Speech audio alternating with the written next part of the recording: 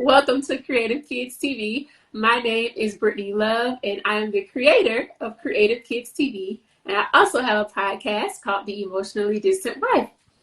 For this page, I am interviewing people who are business owners, nonprofit owners, or founders, people who do ministry work, or maybe you've just created a local group of some sort in your community that you have started.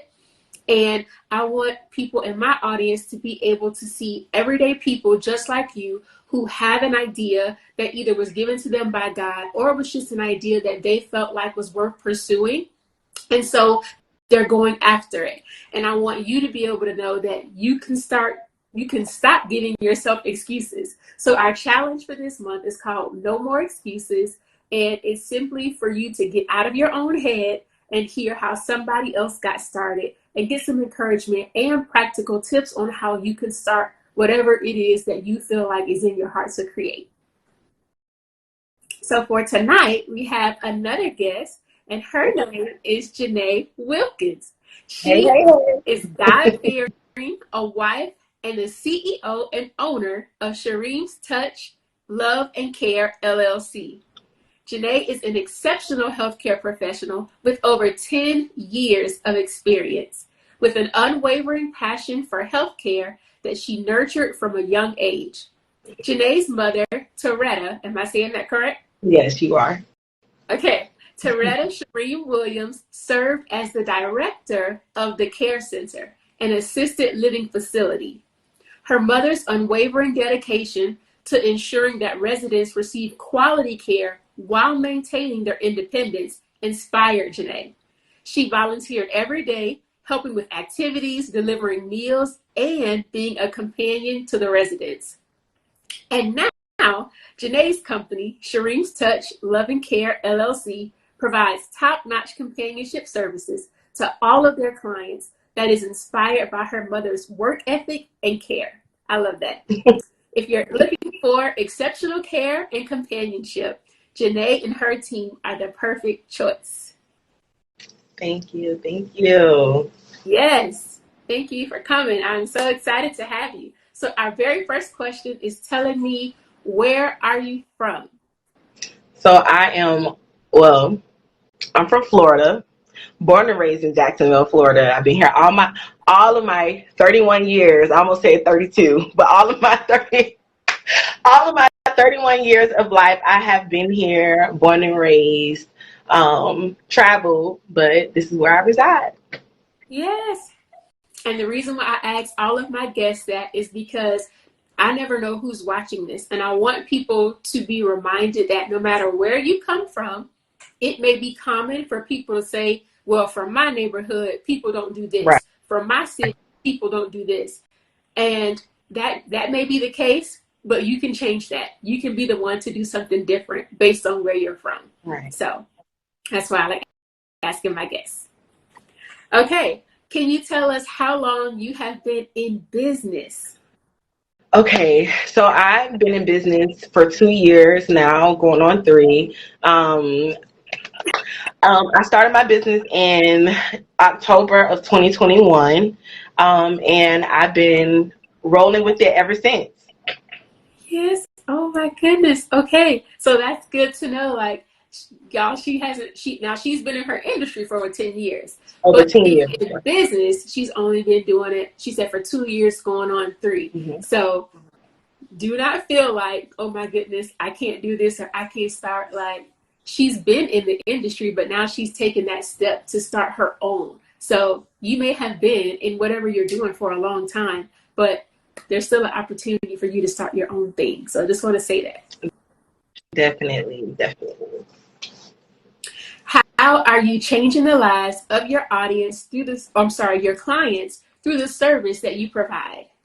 Okay, so for one, let me go ahead and go into the type of business that I have. Okay. So I had a home care agency where I offer companionship services, where not only do I offer companionship services, but home support services where we do lighthouse cleaning, all of that. And those services are not just geared towards the elderly, but those services are geared towards anybody. So you don't necessarily have to be an older adult who can't do for themselves, but you can be somebody um, of age, who may need assistance. So I offer postpartum care services, and I offer those services because a lot of moms who usually get out the hospital, sometimes they just go home. They're like, okay, we having a baby before, pre having a baby, it's like everything is okay, and then you go home, and then it's like, okay, life is now. I have a baby, I have to do chores, I have to do, make sure the kids are okay, got to make sure the husband okay, got to make sure, everything else is okay. And sometimes that can get frustrating, especially for new moms who's just now having a baby, then postpartum set in. So what I do is I come in and I'm like, hey, how can I help you in the area? So we offer the lighthouse cleaning, we offer the meal prepping, offering taking you to your doctor's appointments, you and your baby, because you want a car driving, the baby start crying, you got to pull over somewhere to try to see what's going on with the baby, right? And so things like that, where I can come in, or where my business can come in to help create less stress for the individual. So if you're getting out the hospital and you had surgery, we're here. Sometimes people don't have anyone to go home to assist them, once they get out of surgery. So it's like, who gonna cook my meals? I got to make sure the house is prepared. I can't, do certain things without someone being here. So we offer services like that, and we're also expanding to offer other services as well. I'm not going to talk about that just yet, but I'm super excited. I just expanded to having another part of my business where I offer personal care, just from my side. So that entails assisting with activities of daily living. So I get a lot of people who reach out to me and say, hey, Jannai, my mom or my dad need assistance with their ADLs. They need assistance with baths.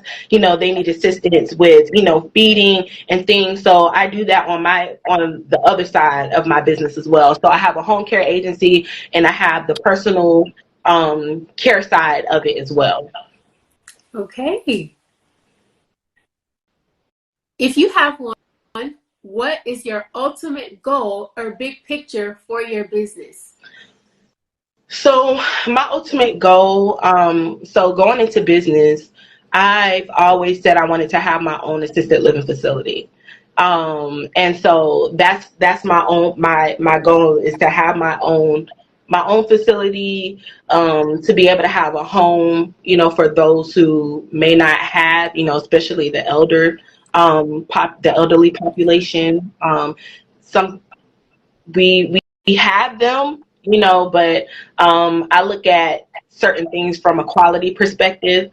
So to be able to provide quality care, to be able to have an assisted living facility, that's definitely my end goal. I love it. Did your upbringing, which we kind of touched on in the when I read your bio, but I would love for you to talk about this a little bit more. Did your upbringing influence the type of business that you created, or did you just see a need and decide to fill the gap? So I can say my upbringing and the need. I'm gonna start with my upbringing first. So, as you talked about my mom a little bit, she was phenomenal. She was brilliant, and I say was because she's no longer here with us. However, as she as you spoke about her being a director, she literally had me with her through the summertime, after school, walking with her hand in hand, foot in foot. And so I was able to, grasp a lot of things and see a lot of things that she was doing, and a lot of things that she instilled in me. And it was frustrating as a kid. You're like, okay, well, why am I doing this? Why am I here every summer? Why am I here washing walls? Or why am I here helping organize, files and papers and feeding the residents? I really didn't understand. But I grew to love it, one, and then there were some things that transpired after she passed away, and things that I felt could have honored her in a better way, And so I said, you know what, Jannai, I can honor her in a way by continuing to go to school, continue to get my education. I thought I wanted to be a nurse. I did. I went to nursing school. Had one class left and it didn't work out how I expected, so I changed my major. I always said if I did become a nurse, it wasn't going to be a bedside nurse. I always wanted to do something in leadership. I always wanted to do something when it came down to quality care and things of that nature. So I wasn't planning on being a bedside nurse forever if I did become a nurse. But once I changed my major to health science and continued my education, as far as like getting my bachelor's in health administration, I said there are some avenues, some things that I can do to monetize my skills. And so I started researching. You know, I tell people all the time, like, if you have skills and if you have certain things that you like to do, monetize those skills. And I'm not saying it necessarily to get rich, but I'm saying, like, when you have a skill set and you know your worth, you're not going to want to work for somebody else, you know, getting paid the bare minimum. You know, and so I noticed myself, like, even going to certain jobs and things that I was doing and working, I'm like, it is so much more, you know, for me to do. Like, I have so many skills. I have a lot of leadership skills, a lot of things that I can do, even as a potential boss, you know, things that I can implement that will not only attract employees but and retain them, but also attract my clients and retain them as well. You know, so my upbringing from my mom and her having me by her side, that you know, pushed me. But also the second question you asked was, did I see a need? There's a definite need. There are a lot of places, a lot of facilities, a lot of nursing homes, a lot of ALFs that you know, when COVID hit, they were short staffed, so the patients weren't getting the quality of care that they needed. And that's a huge thing when it comes to healthcare, is quality. You know, the quality of life, the quality of care that the patients or residents receive from their nurses and from those who are taking care of them. So it's definitely a need right now too, because we're still trying to get over COVID. We're not over COVID, but they're still trying to find ways to implement, especially in the healthcare industry. How can we, you know, retain our nursing staff? How can we retain, you know, how can we help, you know, in the community? Then you have the baby boomers who are getting older. They're not getting any younger. So they're either wanting to live at home because they're scared to go to the nursing home. And so for me, having a home care agency, I can go to them so they don't have to go to a nursing home. I can go assist them so they can still have their sense of independence, you know. And so that's I know that's something that impacts the community as well. It's just being able to be a resource for those who may want to have other options outside of feeling like the end all be all is going to a nursing home. Yeah. Yeah.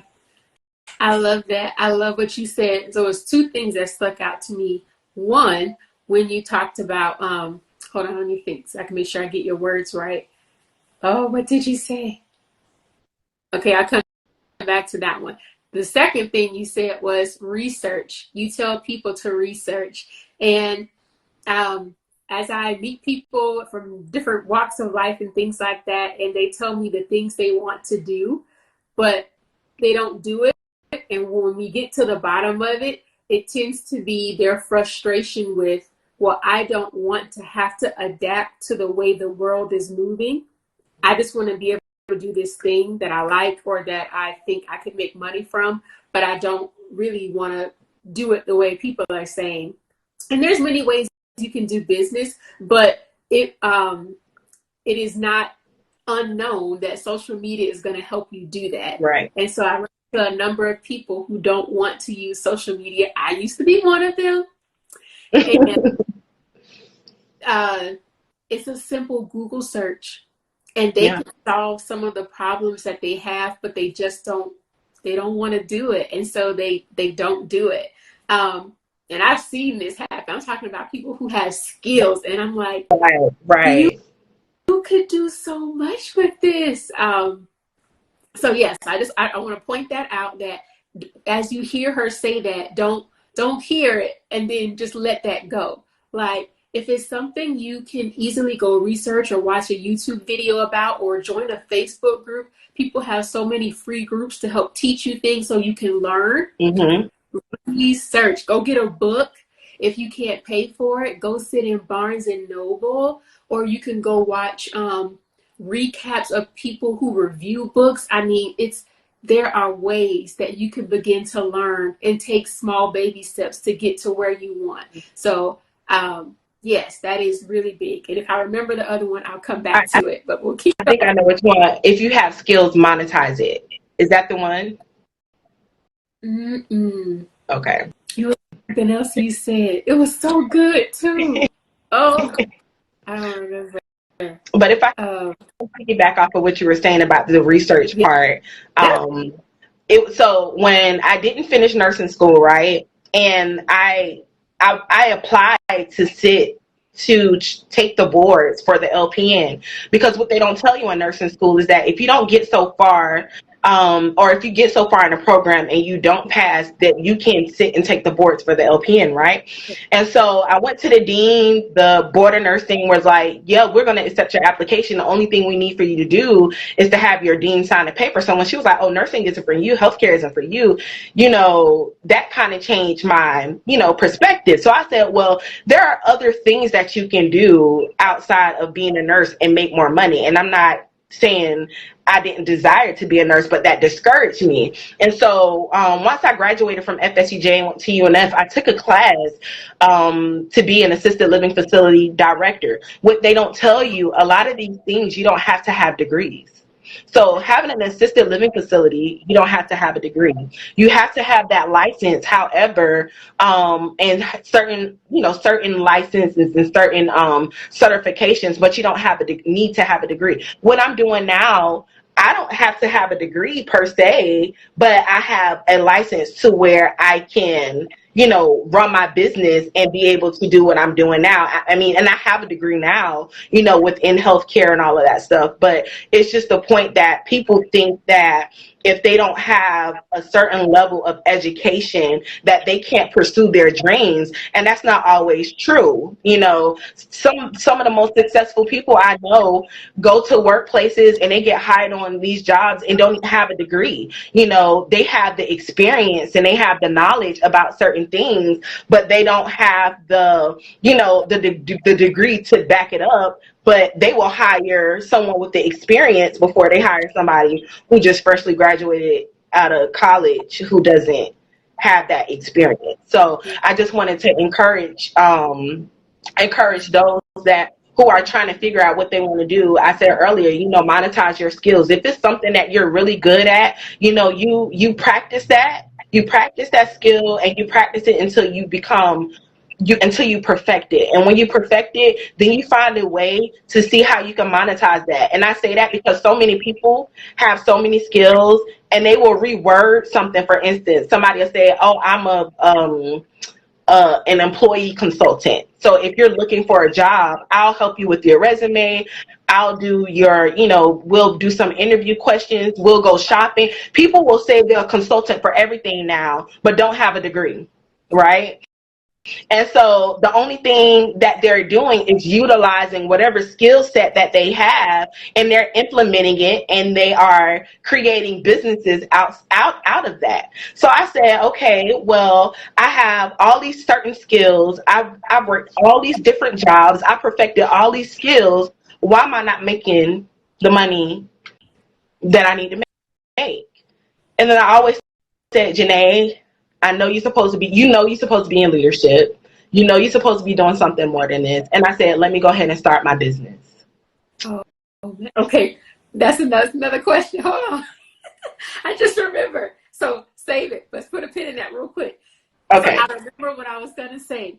You said your mom would have you following her around with doing paperwork and helping deliver meals and being a companion to the residents. Right. That's what I was going to talk about.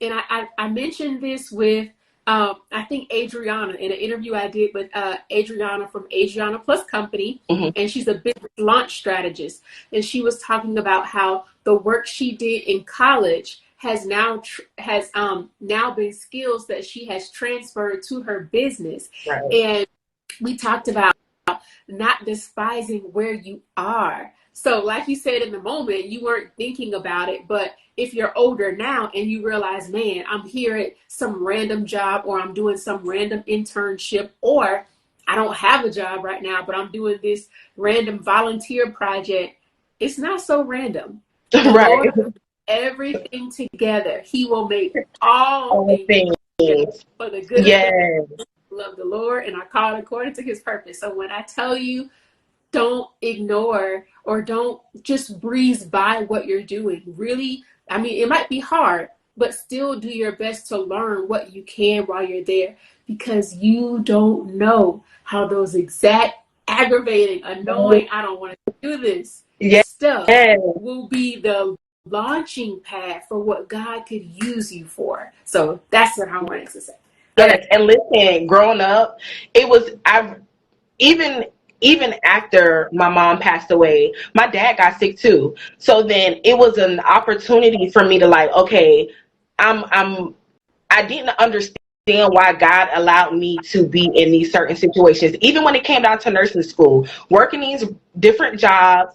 And it's so funny because every job that I had, I literally took a skill and I was able to implement it into my business. You know what I mean? And so, and for instance, I was working at this place called Care Management, and it was to help with workers' comp clients, right?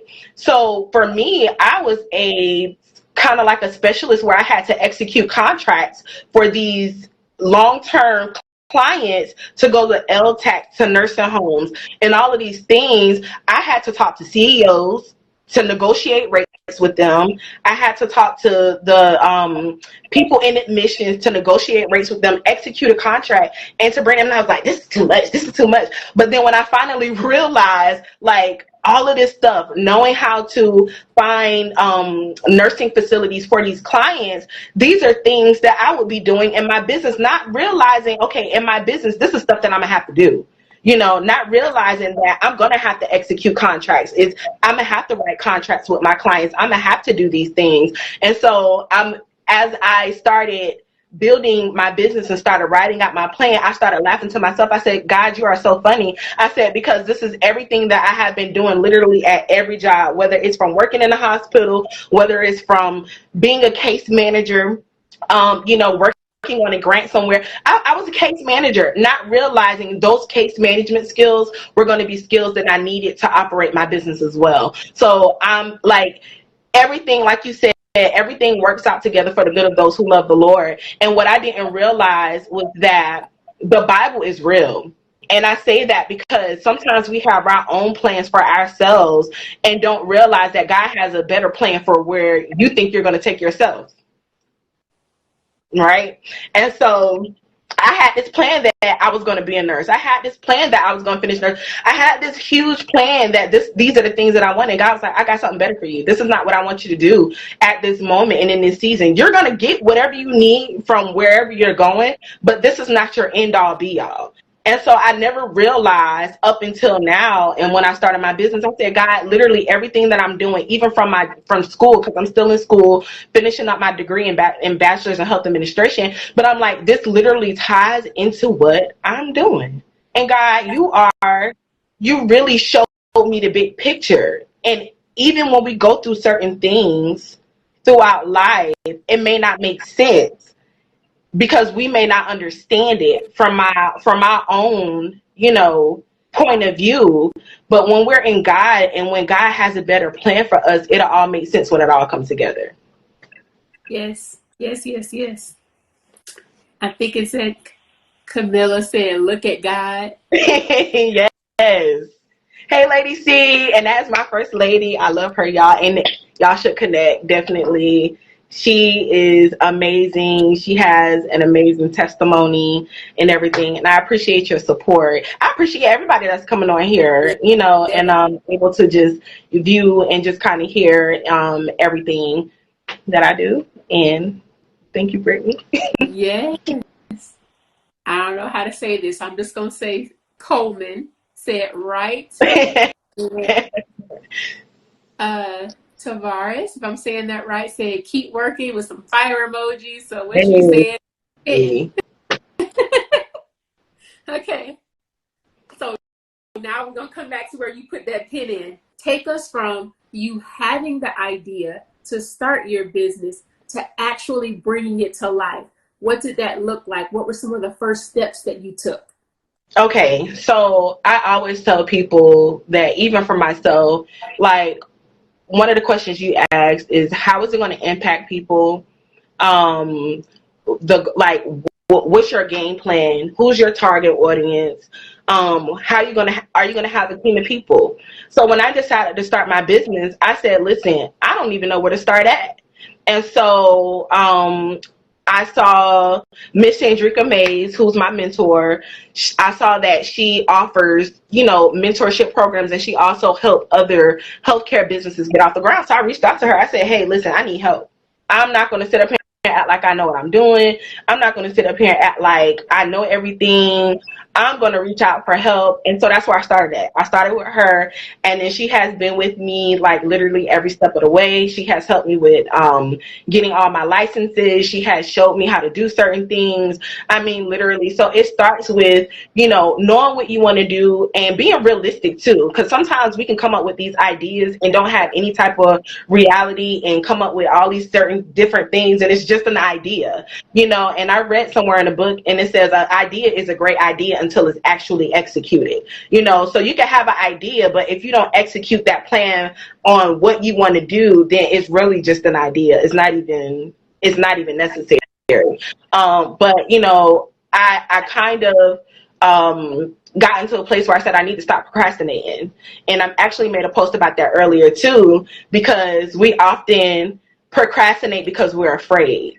And I was like, I really need to stop procrastinating. And so I reached out to her. I really just was like, I'm gonna just put my all into this. And I just went in, and anything that I can do when it comes down to my business, I also try to look at everything collectively. So if I have a home care agency, then what are some other things that I can add to my home care agency that's gonna allow me to be more profitable versus being, not being profitable at all. So just being realistic about the things I want to do, doing my research on the laws, because there are certain things that you can and you can't do. Taxes, people, taxes, all of that stuff. Like, you really have to go in with the mindset, like, business is not just something you just do because you like, I don't want to work for somebody anymore. It's something that you have to really be serious about. And that's how I started. I literally was just like, I need to do it because I talked about it forever. Like, I had an idea. I said, I'm gonna have my own facility. This is what I want to do. And it's like, okay, well, what are you doing about it? Are you actually putting the work in? Are you doing your research?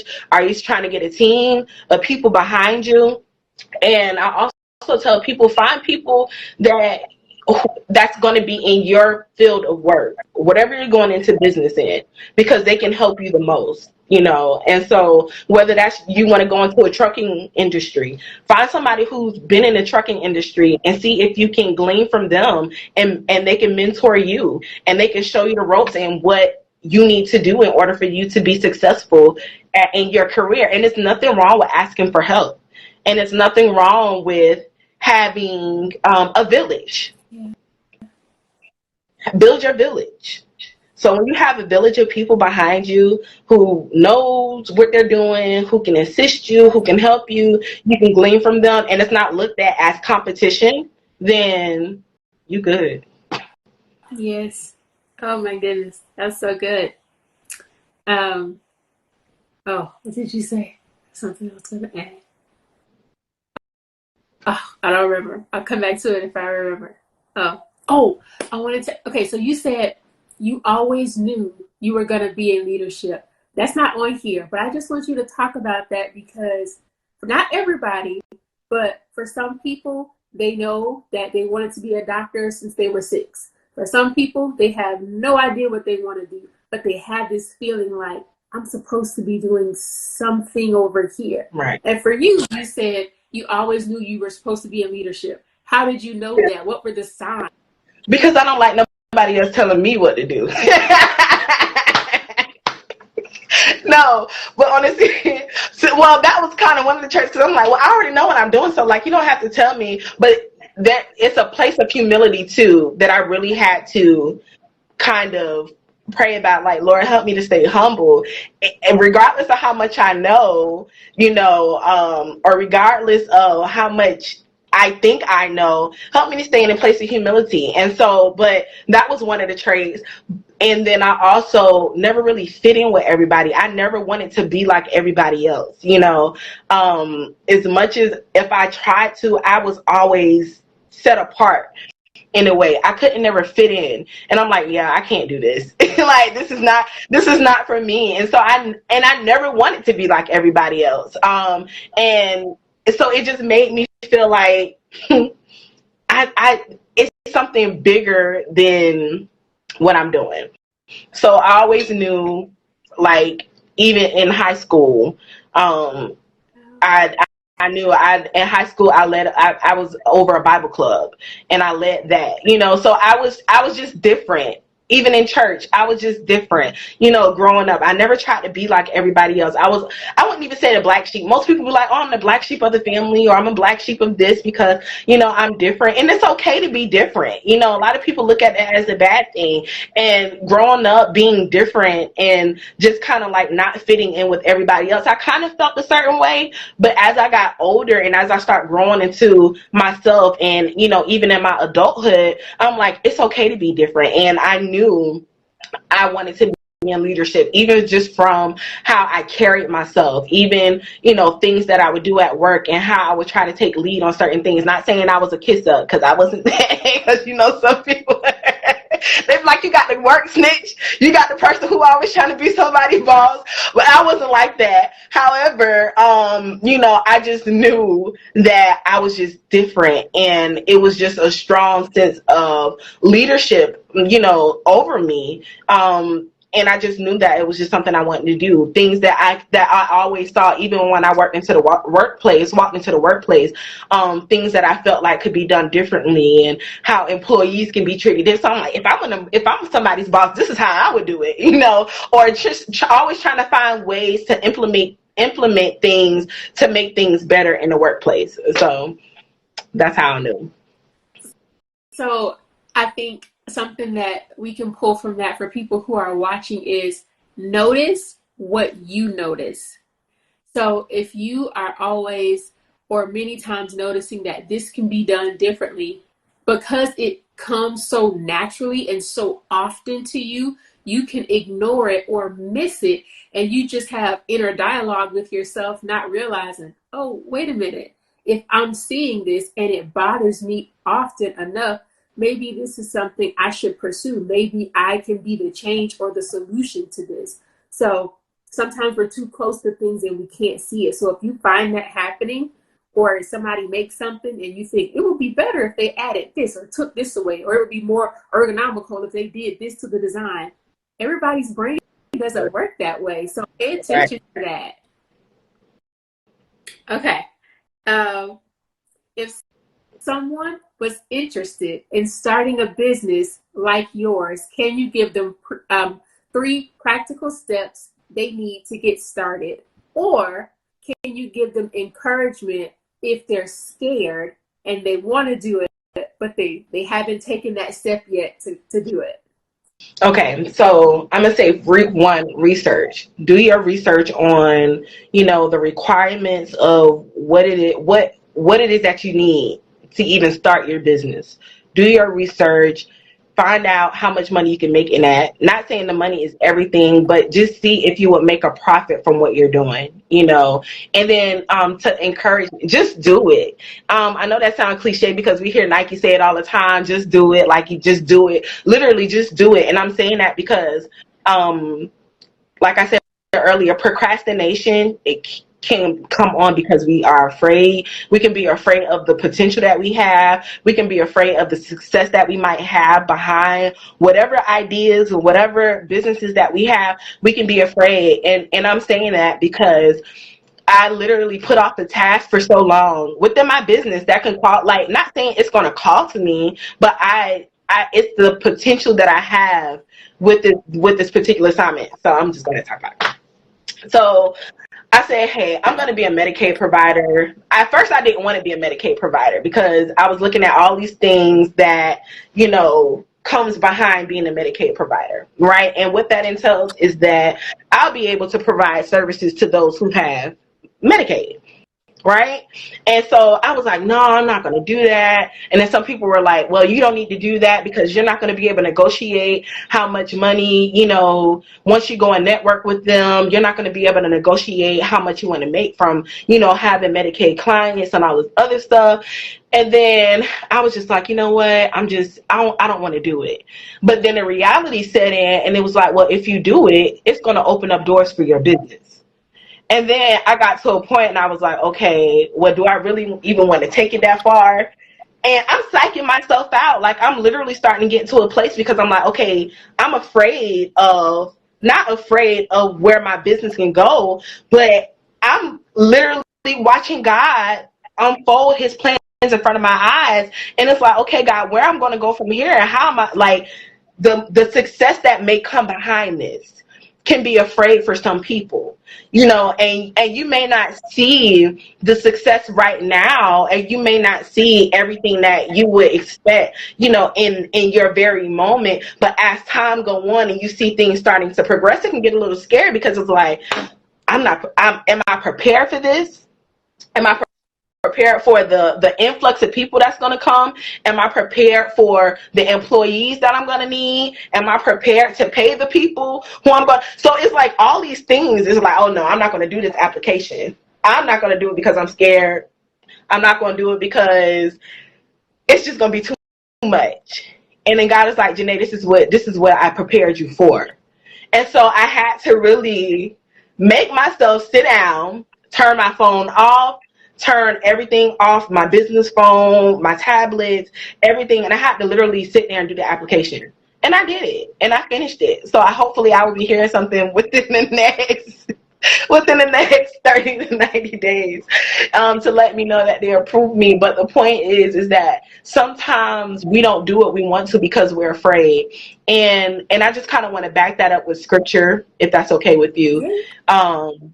There's a scripture in the Bible or a parable in the Bible about the 3 men with talents, right? They were all given talents, and the talents there was money.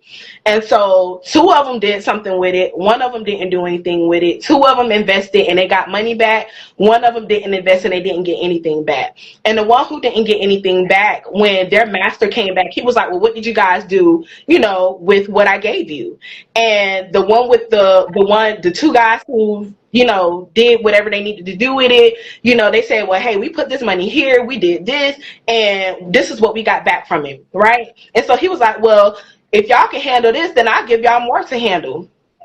So then the person who didn't do it, he said, well, I didn't do it because I was afraid. And then he was like, well, you sloth, you lazy, person, I gave you this money and you didn't do anything with what I gave you. And so I look at it and it was funny because when I was reading, I was like, okay, God, like you gave me this opportunity to have this business. You gave me the revenue. You gave me the resources, and I'm not utilizing the resources that you gave me. You gave me people in my corner to help me pursue my dreams. You are literally placing people in my path who are millionaires that has their businesses, and I'm not utilizing these people, these resources, and I'm just fumbling the bag because I'm afraid and I'm scared of where I'm going to go and how much success. The 2 guys with the talents, they weren't afraid of the success that they were going to get back. When they got what they got, the master gave them more than what they already had and said, hey, if you can handle this, I'll give you more. And sometimes we have to step out of our comfort zone and not allow fear to overcome, where we're trying to go at, because if we do, we will be stagnant. If I did not do that application, I'll just be here like, okay, I'm gonna depend on my private pay clients. Okay, people don't always stay. When I have another resource that it's guaranteed that I have an influx of people coming in. Yeah. So I just want to encourage you guys that don't be afraid, and don't allow fear to cause you not to pursue your dreams. Don't be afraid of how people are going to look at you. Don't be afraid if you're not going to be successful as the next person. Don't be afraid if you don't have the support coming from people. And I'm saying that because everybody's not going to support you. You got to support yourself sometimes. Everybody's not going to clap for you. You got to clap for yourself sometimes, you know. And it's not easy. The people who you think share a post won't share a post. And sharing a post is just free. Like, and then sometimes you looking at other people. One thing I do want to say is don't look at what other people have going on, especially with social media. Social media will have you feeling like you're behind in time. Don't do that. Because social media, what people posting on their Facebooks, they got their G-Wagons, they got their Mercedes, they got their $1 million homes. You don't know what they had to do to get to that point, right? You do not know what they had to do. And guess what? Some people scam me. So you just some people be scamming. Seriously, you don't know if they scammed their way to their business. You don't know if they scammed their way to their $1 million homes. You don't know what they did to get to where they are in order for them. And they be scamming, honey. They be $1 million scammers, Ponzi schemes. Okay. So if it takes a little bit of time, do it right. Sit down, write out your plan, do your research, do it right. I don't care if it take you 5 years to get to where you want to get at. You do it right. Don't be no scammer. Don't be locked up like these nurses who just recently, lost their licenses in these schools. They building these schools and having these fake nurses and stuff out on the floor. Don't do it right. And when you do it right, do it courageously. I don't even know if I just said that correctly, but You did. do it with full of courage. Do it right. Do it right, and don't be afraid. Get you a team of people behind you. Look for some mentors. It's so much information out here that's free. It's so many people that's willing to help you. And connect with the right people, and know your top target audience. Who you're going to target with your business. Yes. Oh my goodness, that was so good. Okay, that was the last question. So we are done. Now Okay, good. Higher questions so people can just get to know you as a person for some fun. Right. Okay. What is one book that has helped you in business or content creation? Ooh, the Bible. Flat out.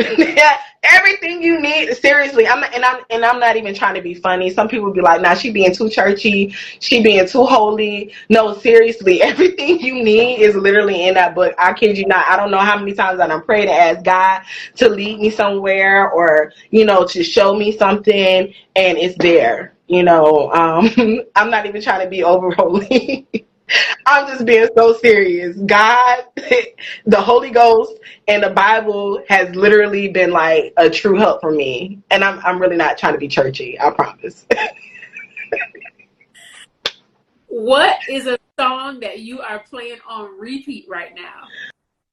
I haven't really been, I listen to music, but I don't have a song that's on repeat right now. Okay, cool. What is one podcast that has helped you either in business or content creation? A podcast. So my first lady, she has an amazing podcast. So if y'all have not, y'all need to reach out to Lady Camilla Nesbitt. Her podcasts are so encouraging. Like every day I get a text message from her, and it's called Her Story, #Her Story. And literally everything from, that you can think of, she talks about is so encouraging. It's so relatable. It literally, even the stuff that I get in text messages, she may not even know this, but that day I could be going through something and it'll hit me. And so that's really that her podcast, her story, is what really has been helpful for me. Yes, I love it. And can you say her name one more time for people? Lady Camilla Nesbitt. Okay, thank you. When was the last time you burned something? Hair, clothing, food? Ooh. The last time I burned something, let's see. The last time I burned anything was some firewood in our fireplace. And yes, and I was like at the beginning of the year, and it was just so nice and cozy. You got a comment? You ladies been good. Have done a good job. Thank you. Thank you. What is one application or platform that helps you to run your business? Ooh, definitely Facebook. As far as like for content, a lot of people can view my stories. A lot of people can share. I always say a lot of people don't like you said earlier, don't like using social media as a way to promote their business and stuff, but it's very helpful. I've had several people reach out to me through Facebook just for services. And when I first started out, I was using Facebook ads. So if you don't know, you can set like a budget through Facebook and they'll run ads for you. They'll run ads for you, and then it'll reach so many people. And that was something that I was doing for a while. And then I was like, okay, I can do this myself. And then save myself some money, because I'm just starting out in business, really just broke. A broke business owner, and trying to figure out how I'm going to start making profit off this business. Where do I start at? And so I utilized Facebook for a little bit, and then I got my first client from Facebook. And then I got my second client from word of mouth and everything. So Facebook and social media, Instagram, TikTok, all of that stuff works. Yes. All right, two more. What is one talent that you do not have, but you wish you did, and why? Okay. So I swear I can play the keyboard. I can play a little bit now. I can sing a little bit too. I'm on the praise and worship team at church. I can sing a little bit, but if I knew I'd be on them keys, honey, you won't be able to tell me nothing. I'm telling you, you won't be able to tell me nothing. I'd be singing and playing at the same time. So yeah, I would love to. I have one. My husband bought me one, and I practice every now and then. So that just lets you know that it's just not my calling, because I'm so inconsistent with that. And that is just, I'm going to leave that for the professionals. But I would have loved, maybe if I'm a little bit more consistent with it, I'll do better. But yeah, that's my best. I wish I had that gift. And our last question, who is one content creator that is constantly dropping gems or advice that you have actually implemented in your business and you can say that it worked or it was helpful? Let me see.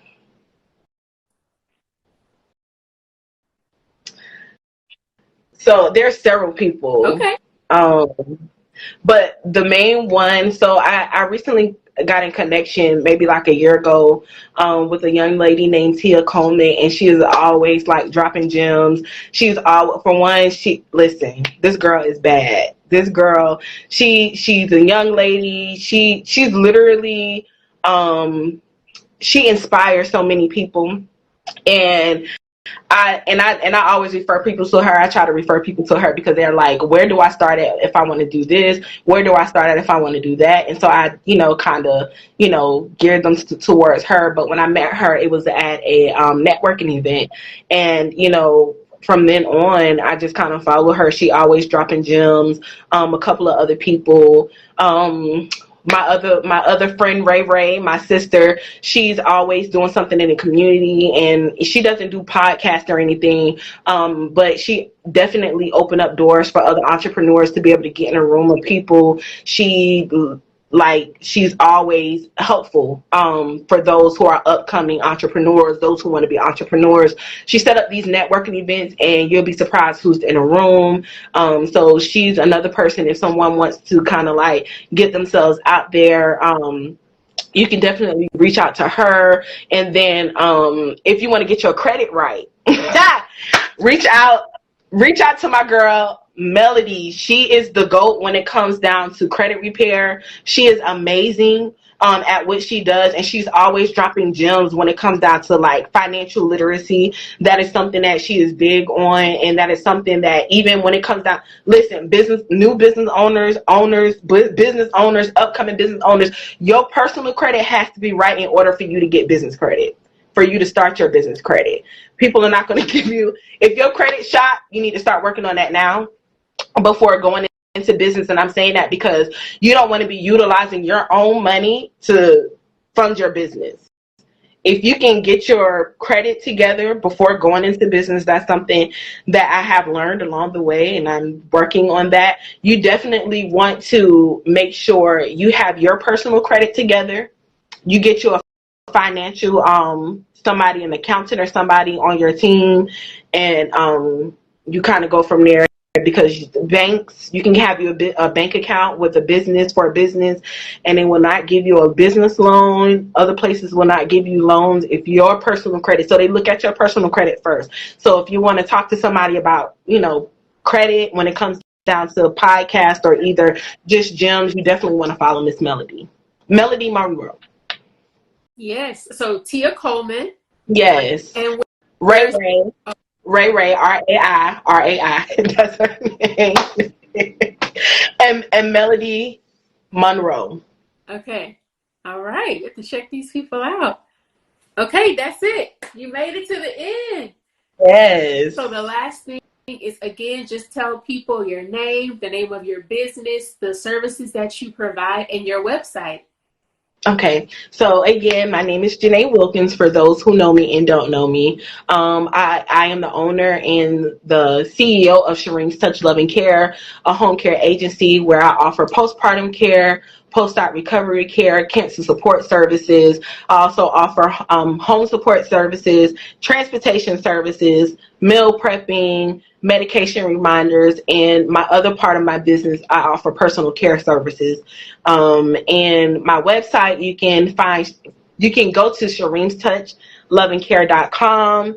My social media is Shareem's Touch Loving Care LLC, and then for my business, Instagram is Shareem's Touch Loving Care. And where are you most active on social media? I'm kind of active everywhere. So I have my social media accounts, linked together, which is great too. That anytime I post something, it goes right directly there. But mostly my personal and my business. So it's just in between. Okay, so they can find you at either one. They can find me anywhere. Okay. Anywhere I'm available. Okay. I love it so much. Thank you for joining me. This is so good. It was. For anyone who is watching, again, I hope that this encourages you to stop making excuses. Once again, we had another guest just say, you have to start. But she did give you some good pointers before you start. Make sure you can make money from it. She told you to research, and she also says she got a mentor. So there were some key things that you could do before you start. But then at some point, you gotta just start. Yep. Got to start. So I hope this was encouraging to you. And again, if the Lord is giving you an idea, or if it's just something you feel like is worth pursuing, go for it, because you never know what could come from it. And you don't know the lives that you could change in a godly way, in a positive way, to make this world a better place, because we can surely use it. So that's it. Thank you for joining me, and I will see you on the next video. Bye. Bye.